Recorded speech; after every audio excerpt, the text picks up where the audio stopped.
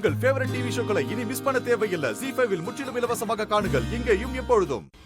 கொண்டு தானே வர சொன்னேன். சும்மா விளம்பரம் பாருங்க சார். இப்ப சட்ட பிரச்சனைக்கு வருவா.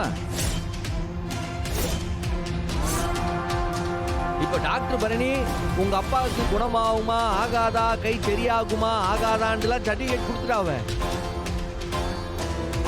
இப்ப இதுக்கப்புறம் சட்டம் என்ன சொல்லுதுன்றத பத்தி ஆபீசர் ஐயாவே உங்களுக்கு தெளிவா சொல்லுவாங்க. ஆபீசர் சார், இந்த மர்ற மண்டைங்களுக்கு சட்டம் என்ன சொல்லுதுன்ட்டு சத்தமா சொல்லுங்க சார்.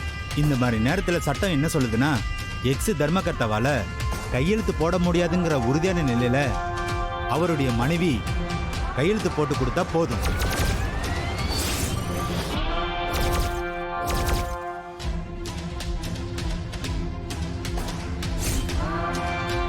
அதுவே அவர் கையெழுத்து போட்டு கொடுத்ததுக்கு சமம்னு சட்டமே சொல்லுது.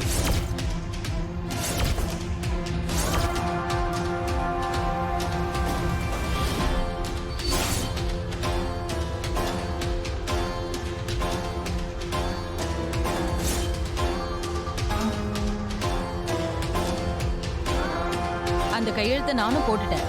இந்தாங்க. ஆபீசர் சார், இதுதான் திருவாளர் சவுந்தரபாண்டி அவர்களுடைய மனைவி பாக்கியம் சவுந்தரபாண்டி கையெழுத்து போட்ட டாக்குமெண்ட் கரெக்டா இருக்கான்னு செக் பண்ணி பார்த்துடுங்க.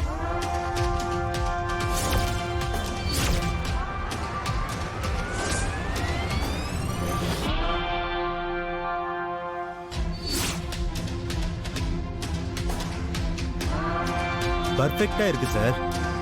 இதையே கோவில் நிர்வாகம் ஏத்துக்கும்.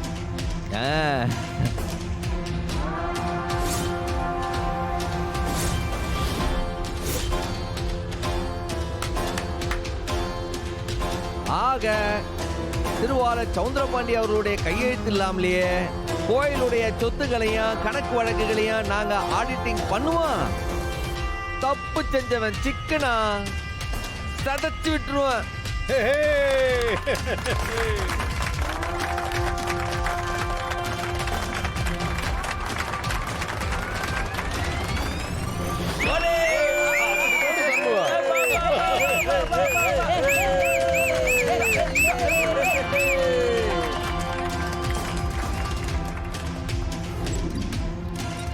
பண்டி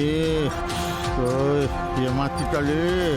என் பொண்டாட்டி என்ன ஏமாத்திட்டா, உன் பொண்டாட்டி உன்னை ஏமாத்திட்டா.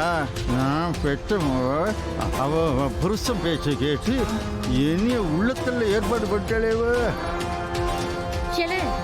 என்னல நடக்குதுங்க? நீ இருக்கிற நிலைமைய கூட ரெண்டு பேரும் யோசிக்க மாட்டாளுங்களா?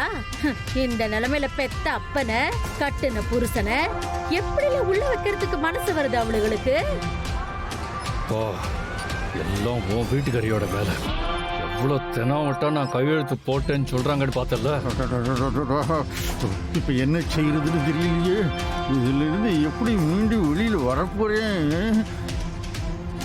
ZEE5 ஆப்பை டவுன்லோட் செய்து அனைத்து எபிசோடுகளையும் இலவசமாக பாருங்க.